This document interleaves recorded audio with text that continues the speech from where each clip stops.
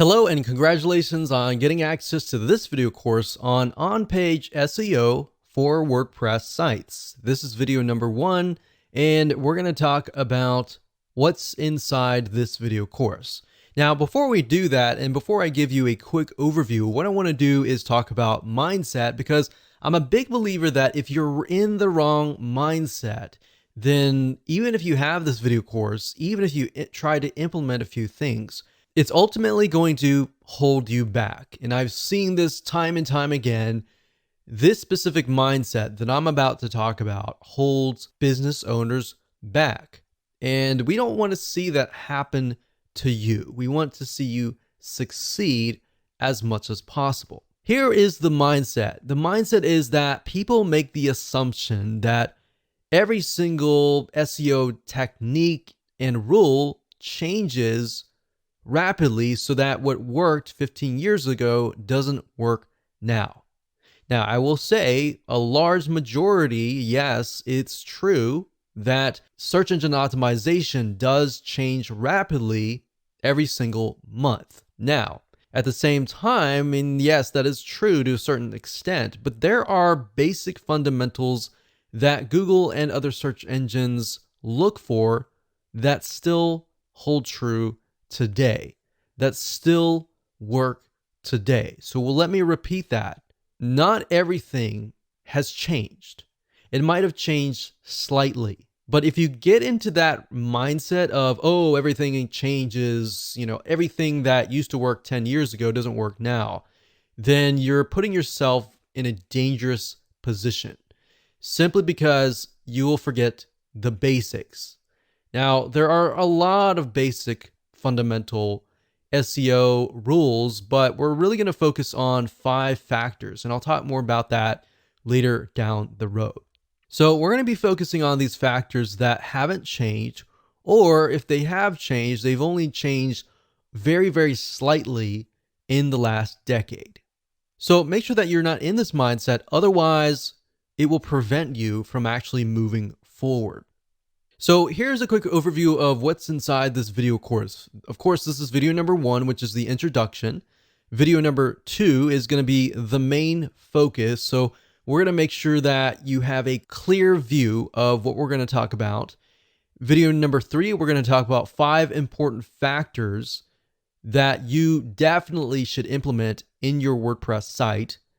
Video number 4, we're going to talk about the URL structure, such as what should your domain look like, what should the URL look like, and all of that. Video number 5, we're going to talk about body text structure. Video number 6, we're going to talk about image optimization and basically how to make your images more search engine friendly. Video number 7, we're going to talk about title optimization and how long your titles should be. Video number 8, we'll talk about metadata optimization and how that can affect what text and what information will show up on these search engines.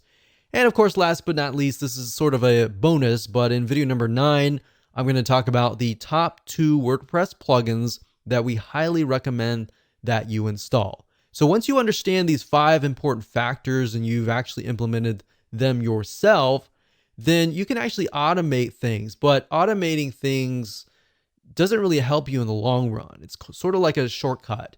Without understanding the basics and the fundamentals, you're actually hurting yourself. You're not really going to know why you're ranking. All right. So here's what you're going to need. You're going to need to have a WordPress site. If you don't have a WordPress site, these fundamentals still hold true as well. But most of what I'm going to be showing you is how to implement these 5 factors into your WordPress site. You're also going to need to have a general idea of what the general keyword is that you want to rank on. And then, of course, you want to have a list of specific keywords related to that general keyword. And the reason why you need to have these in hand is because you're going to use these in your body text, your title text, your metadata text, and even your image alt tag text. So you're also going to need access to content, written text, and or images to create your post. Now, if you don't have all this information right now, that's fine. But you're definitely going to need it eventually. So with that said, let's move on to video number 2.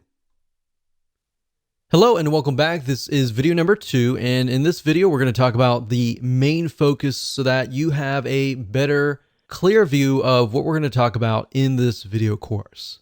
You see, because on-page SEO is such a broad term that literally covers a lot of areas of your website, both the front end, such as the text, the content, and all of that, and the back end, like sitemaps, the XML sitemap, and all of that. Really, the main focus of this course is to help you make your front end of your WordPress site more SEO friendly. And what that means is we're going to focus specifically on how to make your overall WordPress site structure, your posts, your pages, more search engine friendly. So the goal is that when Google and other search engine robots come to your site, they will know what your site is all about. Now, by robot, what I mean by that is that Google usually will send out computers, which are called bots, and they'll come and scan your website and try to figure out what your site is all about. Now, the truth of the matter is that too many people skip over this because it isn't exciting. They are too focused on external SEO, but the reality is that there are a lot of front-end factors that you must do on all of your sites. So by skipping out on these fundamental steps and just focusing on things like backlinking, you're really going to miss out on a lot, because when Google comes to your site, if your site is not search engine friendly and you've just got a lot of backlinks, then yes, you do have a lot of votes that your site might be good. But at the same time, it's like, okay, this is a popular site, but what is this site all about? That is the goal of this course. Even though that seems basic, it's very often much of a skipped step. So once you get in the habit of doing the following and implementing these 5 factors, you'll actually be ahead of most of your competitors. So the good news is that most people don't do this. So the fact that most people don't do this and you're doing this, you're going to get ahead of them. Now, to clarify what this isn't, however, we're not going to focus on backlinking or any external marketing strategies, which is what I talked about earlier. So now that you have a clear idea of what we're going to talk about, let's move on to video number 3 and discuss the 5 important factors that all of your posts, your pages, your content, your text, your URL structures, and everything else should contain. Hello and welcome to video number 3, and we're going to talk about the 5 important factors. Now, this is a quick overview of the 5 factors, and then of course the next few videos I'll dive in to every single one of these factors. But before we can really discuss them in depth, you need to have a broader bird's eye view of them. So before we jump into the 5 factors that your WordPress sites should have, or even your non-WordPress sites should have, which they'll definitely work on those too, it's important to know a few things first. So you're going to need to have a general idea of, number 1, the general keyword that you're going to want to rank on, and number 2, a list of specific keywords that branch off of that main keyword. Now don't worry if you don't have that now. I'm going to give you a step-by-step technique that will help you figure that out. Now, another big mistake that many folks make is implementing these without a clear plan of attack. And that's why I'm breaking things down in such a manner. There's a reason for everything. In fact, we've seen this with many websites. There's no clear plan, and the website owner simply creates content in an area with little or no traffic. And then they're not ranking on any specific keyword. They might even be ranking on keywords that have really nothing to do with their website. And this is a lot of time wasted, right? So that's why I'm not jumping straight head first. I'm breaking things down so that it becomes clear, and that way you will succeed. Now, we're not going to focus, like I said, on keyword research, but we do recommend that you check out these suggested keywords. Now, what do I mean by that? Well, Google has what we call suggested keywords, Amazon.com also has a list of suggested keywords. Now, this is what happens, and this is super easy. You can literally find the main keyword and a list of specific keywords within a few seconds. So here's what I want you to do. You can do this by going to google.com, for example, and typing in a general keyword. So you'll notice that when you do, Google will suggest keywords. Now, in order for the keywords to appear in the suggested box, that means that there's a ton of people that are searching for those keywords. So in other words, there's a high volume of people searching. So when I typed in the keyword survival kit, out dropped a drop down saying, well, these are other Google suggested keywords like survival kit list, ideas, Amazon, food, and backpack. Now, there's another way of doing this. If you type in the keyword and you press enter, then what's going to happen, and you scroll all the way down to the very bottom, you're going to see a list of words. So if you scroll all the way down the bottom after you made that search, you're going to find additional keywords right here where I've put a red box here. So we can see additional keywords are things like military survival kits, survival kit list, best survival kit food, items, wilderness survival kit. So we can see not only are there different keywords, but there are also different types of survival kits for different scenarios and different settings.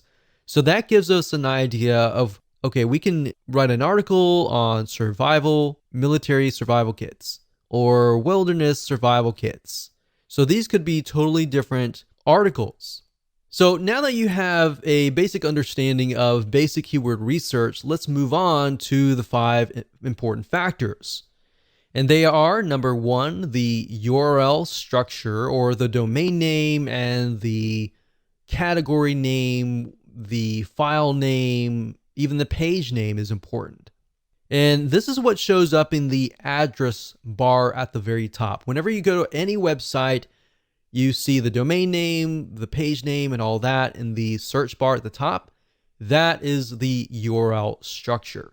Now, the URL structure is very important because it tells Google and other search engines, are you a brand? Are you a specific keyword? What is your website about? Now, that's just one element. There's a lot of other elements as well. Number 2, we have the body text structure, which contains basically everything on your post or your page in terms of content. So this contains both written text that you use in your posts and pages, and there's more than just slapping a bunch of content for everyone to see. So there's a lot that goes into this. So I'm going to show you, I'm going to break things down so you have a better idea of what you should include in your body text structure. Number 3, we got image optimization. What this means is making your images more search engine friendly. So just like body text, when it comes to images, Google and other search engines are not going to know right off the bat what they are. So you need to do your best to help them figure out what the images are all about.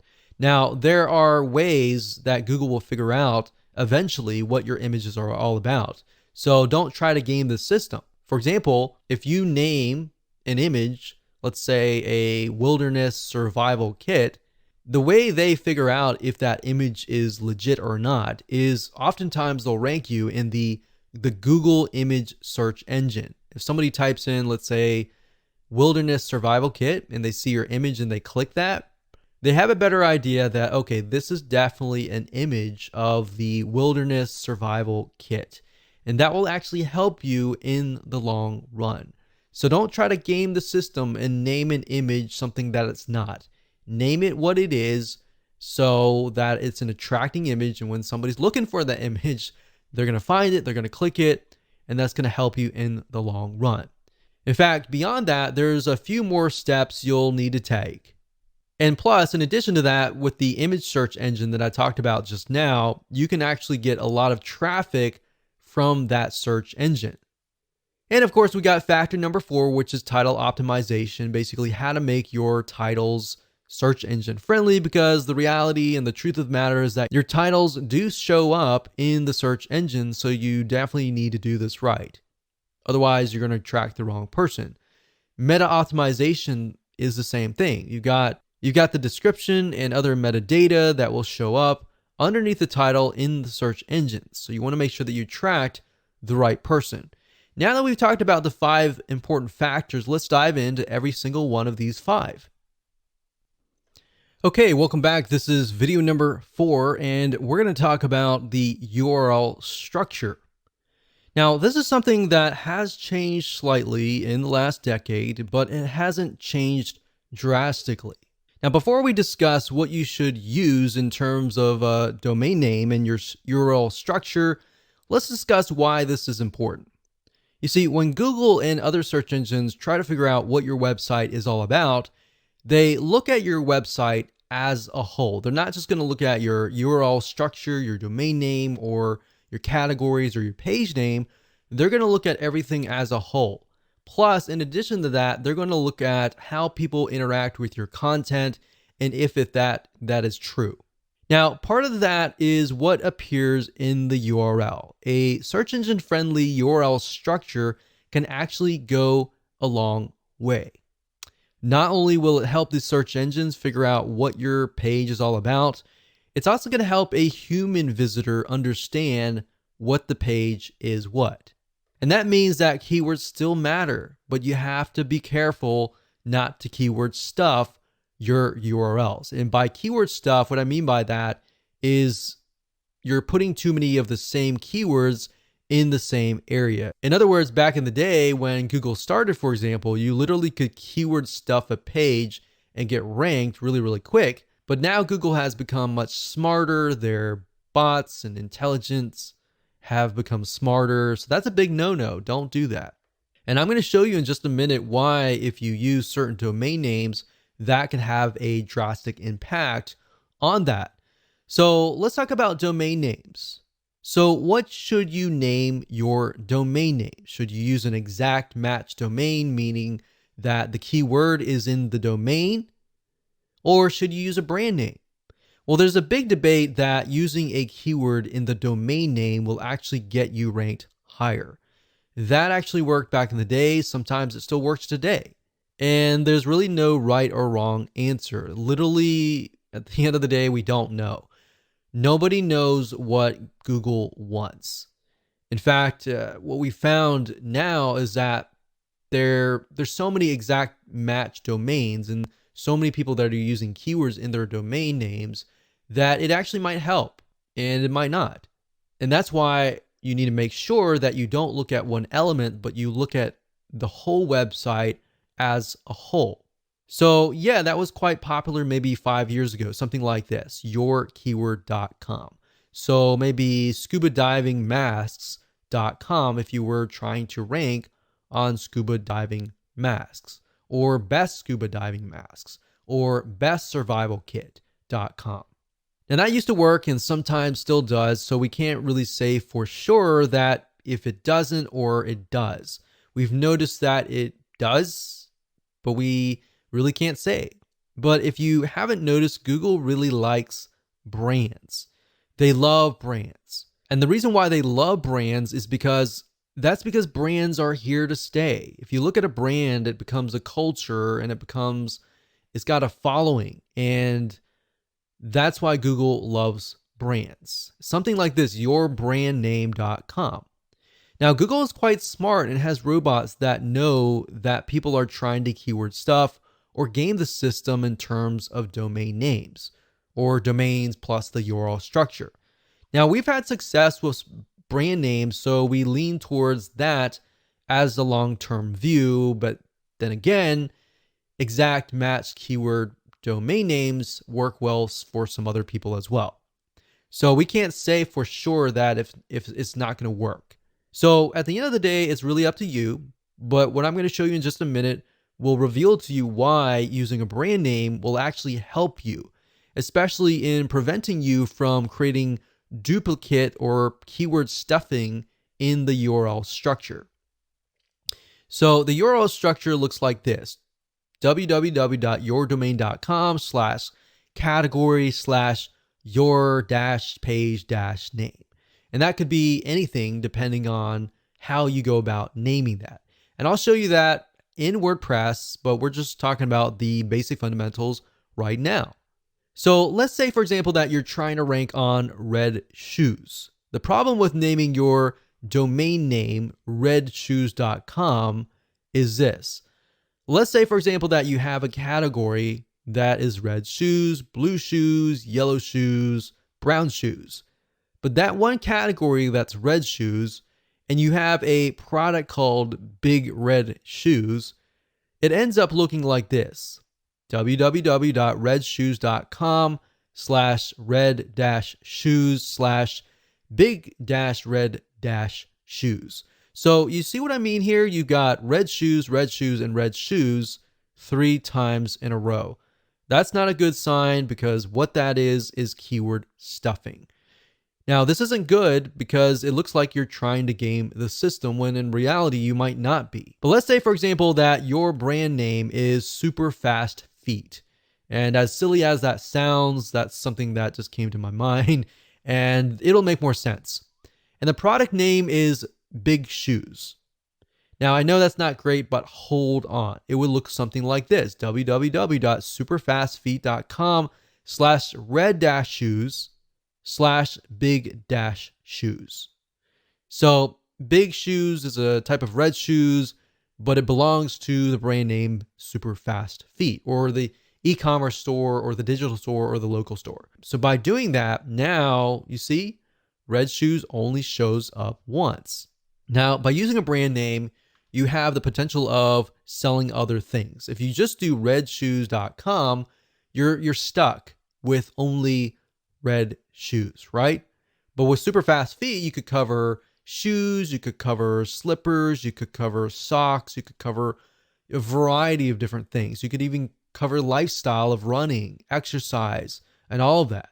So brands, not only does it help you with your URL structure, but it also helps you diversify and expand what your website could potentially be about. Now, in this case, the word shoes shows up twice, but that's okay. Do you see what I mean here, and why brands actually help you avoid keyword stuffing? Now, another tip is to make sure that your URL is no longer than 90 characters long. Okay, so first things first, go ahead and log into your WordPress site, as you can see here. And then what you want to do is access the permalinks to make sure that your URL structure is search engine friendly. So what you need to do is, to the left-hand side, go to Settings, Permalinks, and then we'll get to here. Now, at this point, you're going to want to choose Post Name. Click Post Name, click Save down here, and that's it. So what this is going to do is, every time you create a post in a page, it's going to title the actual post and page and put it in the URL. You see, if you choose a numeric, or if you choose anything like this, then when Google comes to your page, they're not necessarily going to know. They're going to look for the body text, but the URL structure is by no means search engine friendly. So as you can see here, the plain version is just $P=123. As a human being as well, you don't really know what that is, right? So choose post name, click save, and that is the reason. Now, if you go on to a post or a page, so if you go to posts and choose a post or a page, this is what it's going to look like. So when you create a post and page, like for example, right here, this article here that says 10 different places to find credible freelancers online. If you have it here, you want to make sure that that is in your permalink. Permalinked is the URL structure. So we click on edit here. We can see that it says 10 different places to find credible freelancers online. So what you want to do is, obviously we can't change the domain name, but we're going to put the title in here, and you want to put dashes in between the words. And when you're done, click on OK. Click update, and that's it. So that's as easy as it gets in terms of editing the URL structure. Now, of course, you can add them into categories. So if you have a category, let's say in this case, we have freelancers, the category could be freelancing sites. And then you could have maybe 10 different posts on freelancing sites, so that as a human being, you know that we're looking at this and it's under the category of freelancing. And you can create categories by going under categories and click on add new category and creating that there. And then make sure that post or page is checked for that category, click update, and you're good to go. And that's it. Hello and welcome back. This is video number 5. And in this video, we're going to talk about the body text structure. Basically, what should you put in your content? And as you're writing your posts and your pages, how should you optimize it? So what you write on your blog post and page should be first and foremost, definitely human friendly. And then of course, secondly, search engine friendly. See, a lot of people make the mistakes of trying to game the system, trying to make it so search engine friendly that they totally forget about who they are writing to. Now, Google at the end of the day really cares about bounce rate, and bounce rate, which we'll talk about later down the road, is basically if somebody stays on your page for a long period of time. If they just come to your page and they leave immediately and Google sees that, that's not a good sign. In fact, if they go to Google and they type in, let's say, for example, survival kit, and they go to your page and they don't like what they see, and then of course they go back to Google, Google knows that they just left your page, and that's not a good sign. And that will actually hurt your ranking. So if you merely write for the search engines, you're going to have to deal with the bounce rate, a high bounce rate, a low stick rate. Stick rate meaning how long do they stay or how long do they stick around? And that will have a negative impact on you. So what that means is the longer someone stays on your website, the lower your bounce rate is. So if you keep that in your mind, the word bounce rate, the word stick rate, you will often see those words a lot when it comes to on-page optimization or even search engine optimization in general. So to Google, websites with a lower bounce rate must be good. The fact that people are staying on your page for a longer period of time tells them, okay, this website must be what people are searching for, right? And this is important to Google and other search engines as it also indirectly tells them that your site must have good content. And then they're going to rank you higher. So that's just one of the many, many different factors that you're going to deal with. And that said, let's discuss some elements that you need to have in your body text. You definitely want to stick to one main keyword. And you want to have that main keyword definitely in the title of your page and throughout your page. So that keyword should be the same one in the URL structure for that post or your page. Now I'm going to show you in a minute. If we hop on over to WordPress, you can name it the title, and if everything is set up correctly, the permalink or the URL structure should have that keyword, and that keyword should be spread about. Now, you definitely don't want to make it appear too many times, otherwise that will be seen as keyword stuffing. So it should appear, like I said, in the page in headings 1 and 2, which will be in the body text. And I'll give you an example later down the road when we show it to you live in action.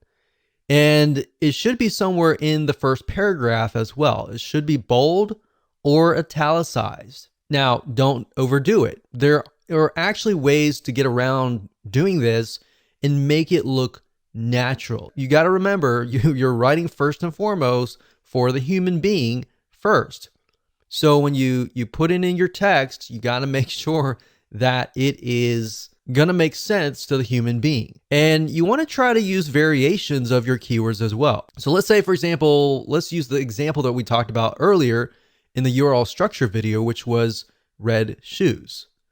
So you want to try to use variations of the keyword or even synonyms. So Google at least is smart enough. They have this huge database of words that are related. So as far as the body text and the other factors, what I'm going to do is stick with the exact same post, that we looked at in the previous video with the URL structure.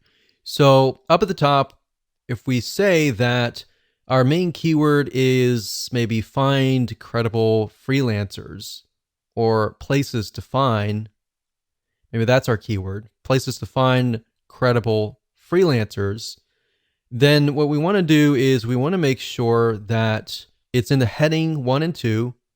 So we could take that and we could put it here and we could highlight that. And then under this drop box here, we want to do heading 1. So that would be the heading.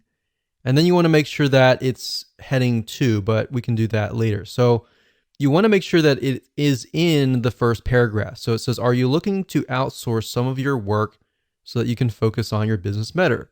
Finding the right person can be difficult, but there are places online where you can search for credible freelancers.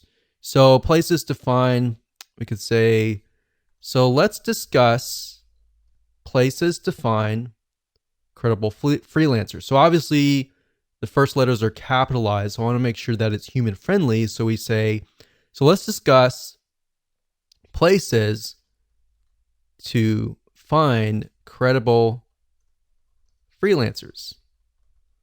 And then you can highlight that. So places to find credible freelancers. So this can be italicized. This can be bolded like that. All right. So that needs to be in the first paragraph. You can also have it later down the road as a heading 1.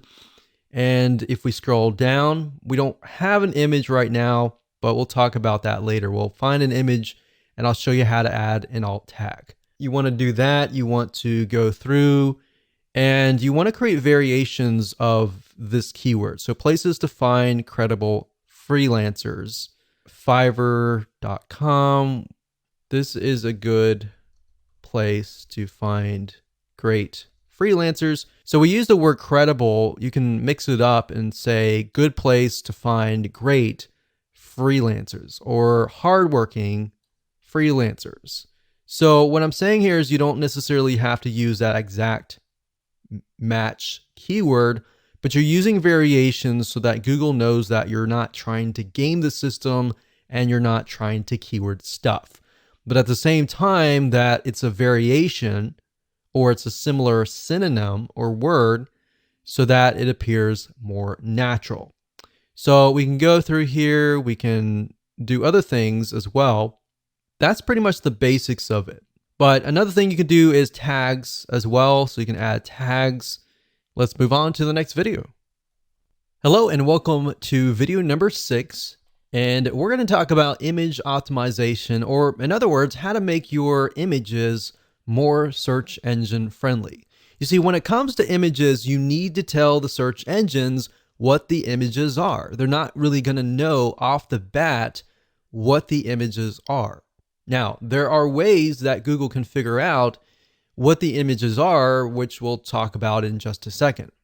Now, while Google and other search engines will one day be smart enough to be able to figure out what images are, right now you need to help them out just a little bit, get them a kickstart that they need. So you're going to need to take your main keyword or variations of the main keyword or even specific keywords based on the main keyword and insert them into the alt tags in your images. If you don't know what those are right now, don't worry about it. We're going to show you in just a minute. Now, what I recommend that you do is, let's say, for example, that you have 3 images on your page. In fact, the more images, the better. You don't want to get too much, but the more images, the better. And what I recommend is the first image that you have, you're going to want to put the main keyword in there. Now, make sure that it actually relates to the image itself. So if the image is a image of a shoe, you definitely don't want to put like something like a peanut butter sandwich or something. So you definitely want to put something that's related, right? Now, the second keyword, you don't want to put the same keyword. You want to put a variation of that keyword. Or based on what we talked about earlier, having the main keyword and then of course having keywords related to that keyword, you can put those in the other images. But you have enough where Google looks at it and thinks, okay, all these images are related. Now, there are other ways that Google can figure out if those are legit. In fact, what they'll do is they'll index them into the Google image search engine. So whenever somebody searches for that image and they click on that image, they will think, okay, those images on your page are definitely legit, so we're going to rank you higher, right? So that is why making sure that your keywords and your images fit and they're accurate enough, but you don't want to overdo it in any other area. But 1 or 2 should be good, 3 or 4 should be fine, but you definitely don't want to overdo it. Now, like I said, more images with variations of the keyword are even better. So if we are focusing specifically on red shoes as the post, maybe the specific brand name of shoes, you might want to put the brand name. You might want to put like the brand name plus red shoes. You might want to put shoes red or red, something that's a synonym of shoes. So to make more sense, let me show you what you need to do, and I'll give you some more tips along the way. Okay, so adding images and making them search engine friendly is actually very easy to do. But first things first, you'll need to find an image if you don't already have one. So starting where we left off in the previous video, we don't have any images here, but let's just go ahead and add one. So I'm going to add one somewhere in the beginning. So we could add an image, let's say here. Now I want to say we do have an image, like a featured image down here. But what we're talking about are images within the actual body text. So let's go ahead and click on Add Media here. And these are our existing images right here, but we can also upload a file here as well. So let's try to find something that relates to freelancers. So let's do that here. Let's click that. So right here it says title, caption, alt text, and description. Now, by default, as you can see here, with an image, it shows something like code. It doesn't look natural. It doesn't tell a human being what it is, and it doesn't tell Google what it is. Now, beyond just some basic optimization, you have to realize that if somebody is disabled and somebody is listening to some sort of software that speaks out loud what the images are on the page, then this is actually going to help you reach those people. So keep that in mind as well. And by making it friendly to all sorts of people, you'll get an extra vote with Google in that sense as well. So let's say, for example, that this is something to do with places to find credible freelancers. So all you need to do is simply put that in the alt text. Now, for the title, you want to do something similar. You can do top 10 places to find credible freelancers. Now, bear in mind that these images might show up in the Google image search engine. And if they do, this information will show up. So if somebody is utilizing the image search engine, which a lot of people do, then they're going to see that. And if your competitors are merely just uploading the images and they're not optimizing it for the alt tags and the titles and the descriptions and all that, you're going to be one step ahead. All right. So caption can be, this image shows a screenshot of the top 10. So we could do a variation of 10. So 10 as in TEN places to find great freelancers. So you want to mix and match and keep it different so that it doesn't look like you're keyword stuffing. And then of course you can put the description here. So when you're ready, click on Insert into Post, and there we go. Now you can always edit that later. If you click on the image here and click on Edit, you can always edit the alternative text. So the alt text, you definitely want that keyword in there. You could put the keyword in here in the captions as well if you want to. So we're going to click on X because I didn't do any updates. And of course you can add other images as well throughout the page, but make sure first and foremost it is human friendly. And then based on that, you can create variations of the keyword.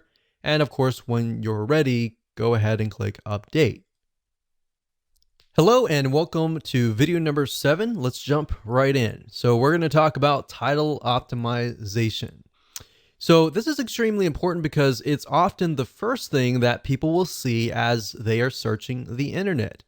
So if you imagine you go to google.com and you type in a keyword, whatever that is, and you're going to see the titles and then you're going to see the descriptions of each and every single website, or with YouTube, you're going to see the titles, the descriptions, and of course the image.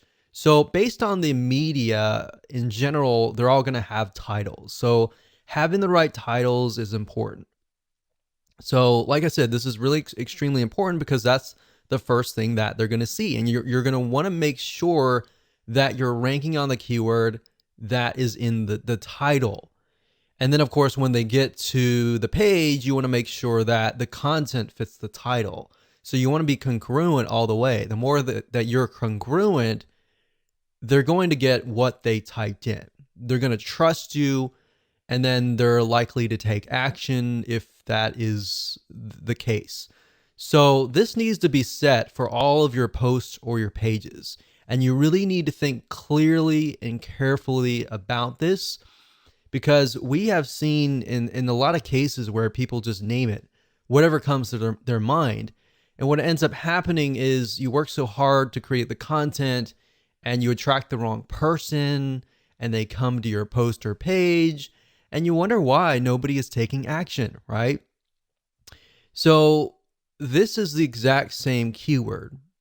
And to make it easier for you to be congruent, if you take the keyword that's in your URL structure, that's in your title, make sure that it's in your title somewhere, because that's what your viewers are searching for. Now, sometimes people will put the keyword straight up in the beginning and they'll put the keyword dash whatever.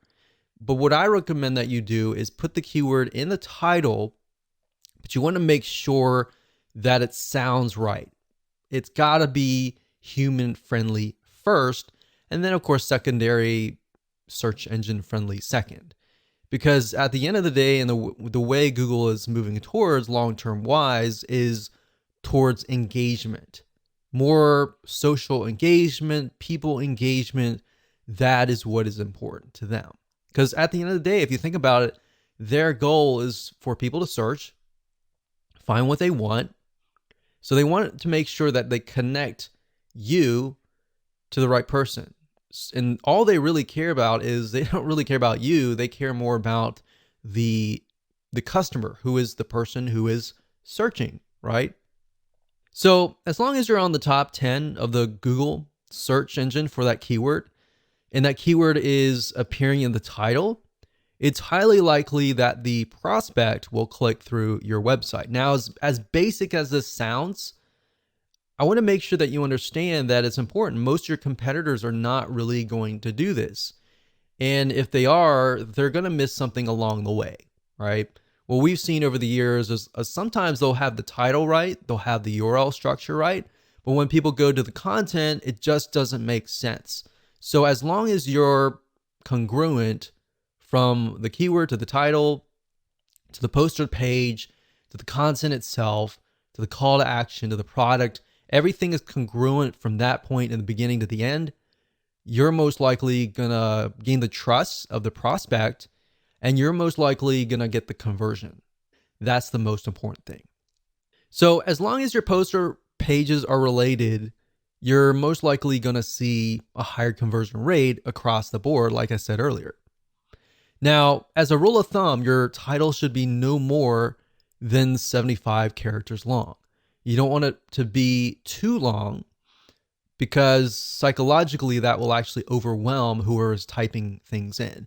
And most people are just scanning, they're not reading. They're looking for what they're looking for really quick. So if you have something short, straight to the point, you're most likely going to win as long as it's optimized and it's correct to that keyword. So now that we've talked about the fundamentals, let me go ahead and show you what you need to do to set this up properly. So we already briefly talked about the title, but this is your title, right? So a lot of times, let's say, for example, that the keyword is places to find credible freelancers. Sometimes you'll find people do something like this: places to find credible freelancers. And then, of course, they'll put the keyword first and then they'll put a sentence. You can do that if you want to. There's no proof that it doesn't work, it works, or anything like that. But you definitely want to make sure that it is human friendly first and foremost. So in this case, ours is 10 different places to find credible freelancers online. Or we could do something like top 10 places to find credible freelancers. Now, whatever you do, if you change the title here, make sure that it's changed right here as well. So if we do that and we go back over here, we just copy that in, but we need to make sure that there are dashes in between the words. So what I'm doing right now is I'm simply adding dashes in between the words. So there we go. We click OK, and that's it. So the title is crucial. Now, I'll show you later down the road where you can use 2 WordPress plugins, which you can add more data, like the metadata, the description data, and all of that. But for now, by default, if you don't have those WordPress plugins, what the search engine will often do is they'll grab the title. So we'll click update, and that's it. Okay, so this is video number 8, and we're going to dive straight in and talk about meta optimization. So this is the description that is going to show up on the search engines. So just like the title optimization video beforehand, this is what people are going to see in this search engine when they search the internet for a specific keyword. So in other words, it's the description beneath the title, and you're going to need to make sure that this is set up both in your posts and your pages. And this needs to be no more than 160 characters long. So let me show you what you need to do. Okay, so we briefly talked about this before, but I'm just going to do a recap here. So we talked about the meta description being important. So for images, like I showed you with the image optimization, that's why the description is crucial, because if they're appearing in the image search engine, it will actually appear with that description and that title.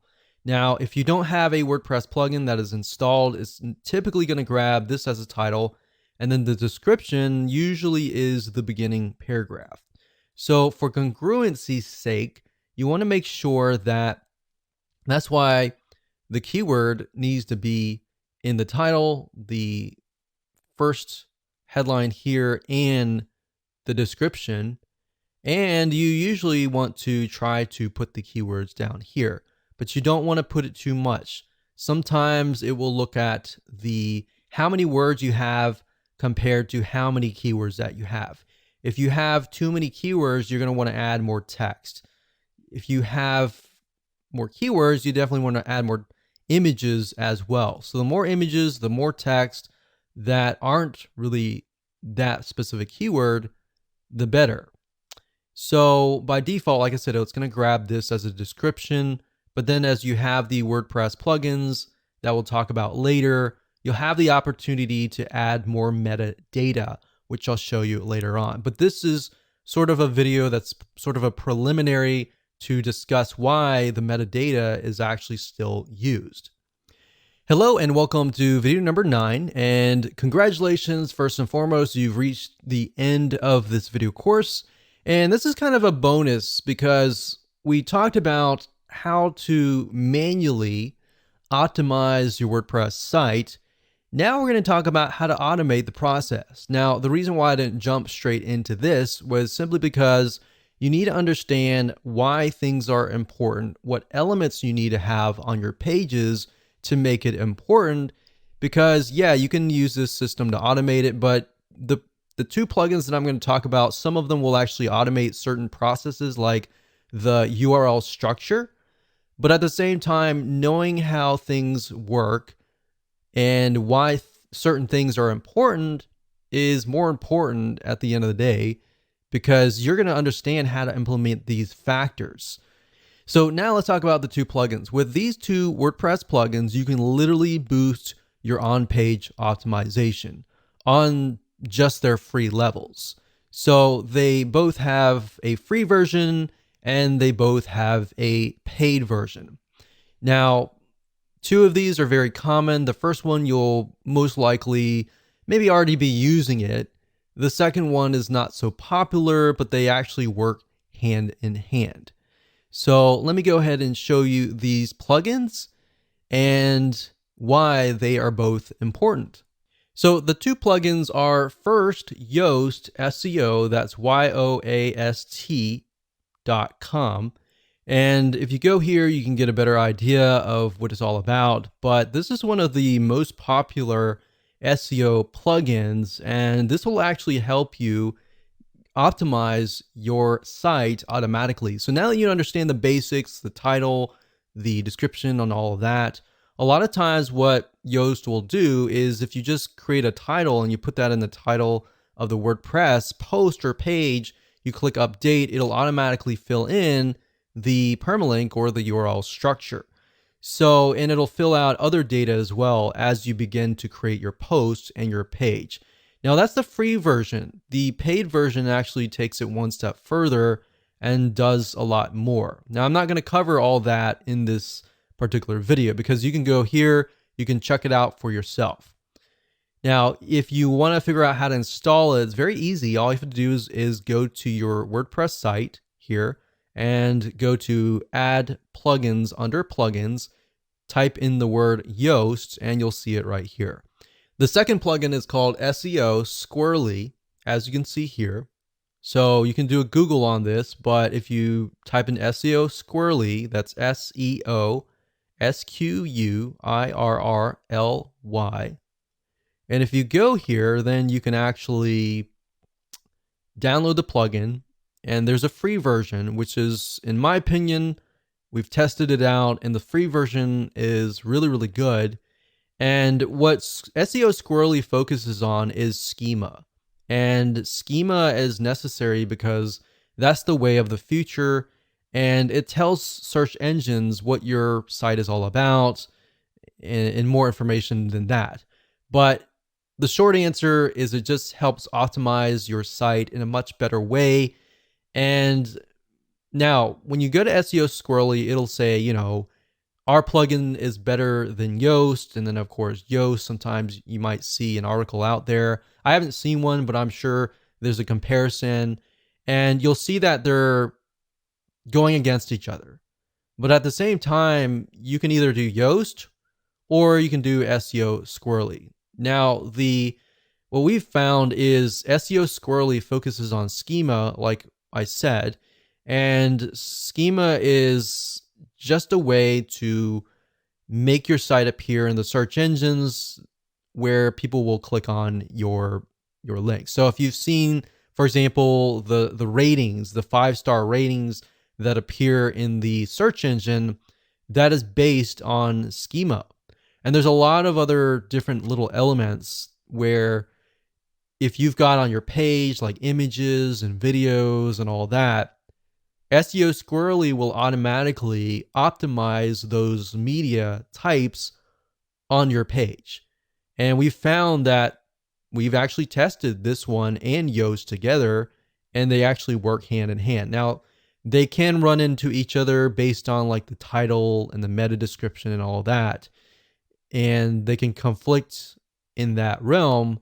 But at the end of the day, you kind of need to just pick and choose which one you want to go with and just go with one. So Yoast, I can tell you, will pretty much do everything that we talked about. SEO Squirrely as well. They typically are focused on different areas. So my take on that is just install them both and just see what happens and use them both and go from there. Hello and welcome to video number 7. Let's jump right in. So we're going to talk about title optimization. So this is extremely important because it's often the first thing that people will see as they are searching the internet. So if you imagine you go to google.com and you type in a keyword, whatever that is, and you're going to see the titles, and then you're going to see the descriptions of each and every single website, or with YouTube, you're going to see the titles, the descriptions, and of course the image. So based on the media in general, they're all going to have titles. So having the right titles is important. So like I said, this is really extremely important because that's the first thing that they're going to see. And you're going to want to make sure that you're ranking on the keyword that is in the title. And then of course, when they get to the page, you want to make sure that the content fits the title. So you want to be congruent all the way. The more that you're congruent, they're going to get what they typed in. They're going to trust you, and then they're likely to take action if that is the case. So this needs to be set for all of your posts or your pages. And you really need to think clearly and carefully about this, because we have seen in a lot of cases where people just name it, whatever comes to their mind. And what ends up happening is you work so hard to create the content and you attract the wrong person and they come to your post or page and you wonder why nobody is taking action, right? So this is the exact same keyword. And to make it easier for you to be congruent, if you take the keyword that's in your URL structure, that's in your title, make sure that it's in your title somewhere, because that's what your viewers are searching for. Now, sometimes people will put the keyword straight up in the beginning and they'll put the keyword dash whatever. But what I recommend that you do is put the keyword in the title, but you want to make sure that it sounds right. It's got to be human friendly first, and then of course secondary search engine friendly second. Because at the end of the day, and the way Google is moving towards long-term wise is towards engagement, more social engagement, people engagement. That is what is important to them. Because at the end of the day, if you think about it, their goal is for people to search, find what they want. So they want to make sure that they connect you to the right person. And all they really care about is they don't really care about you. They care more about the customer, who is the person who is searching, right? So as long as you're on the top 10 of the Google search engine for that keyword, and that keyword is appearing in the title, it's highly likely that the prospect will click through your website. Now, as basic as this sounds, I want to make sure that you understand that it's important. Most of your competitors are not really going to do this. And if they are, they're going to miss something along the way, right? What we've seen over the years is sometimes they'll have the title right, they'll have the URL structure right, but when people go to the content, it just doesn't make sense. So as long as you're congruent from the keyword to the title, to the poster page, to the content itself, to the call to action, to the product, everything is congruent from that point in the beginning to the end, you're most likely gonna gain the trust of the prospect, and you're most likely gonna get the conversion. That's the most important thing. So as long as your poster pages are related, you're most likely gonna see a higher conversion rate across the board, like I said earlier. Now, as a rule of thumb, your title should be no more than 75 characters long. You don't want it to be too long, because psychologically that will actually overwhelm whoever is typing things in. And most people are just scanning, they're not reading. They're looking for what they're looking for really quick. So if you have something short, straight to the point, you're most likely going to win as long as it's optimized and it's correct to that keyword. So now that we've talked about the fundamentals, let me go ahead and show you what you need to do to set this up properly. So we already briefly talked about the title, but this is your title, right? So a lot of times, let's say, for example, that the keyword is places to find credible freelancers. Sometimes you'll find people do something like this, places to find credible freelancers. And then of course, they'll put the keyword first and then they'll put a sentence. You can do that if you want to. There's no proof that it doesn't work, it works or anything like that. But you definitely want to make sure that it is human friendly first and foremost. So in this case, ours is 10 different places to find credible freelancers online. Or we could do something like top 10 places to find credible freelancers. Now, whatever you do, if you change the title here, make sure that it's changed right here as well. So if we do that and we go back over here, we just copy that in, but we need to make sure that there are dashes in between the words. So what I'm doing right now is I'm simply adding dashes in between the words. So there we go. We click OK, and that's it. So the title is crucial.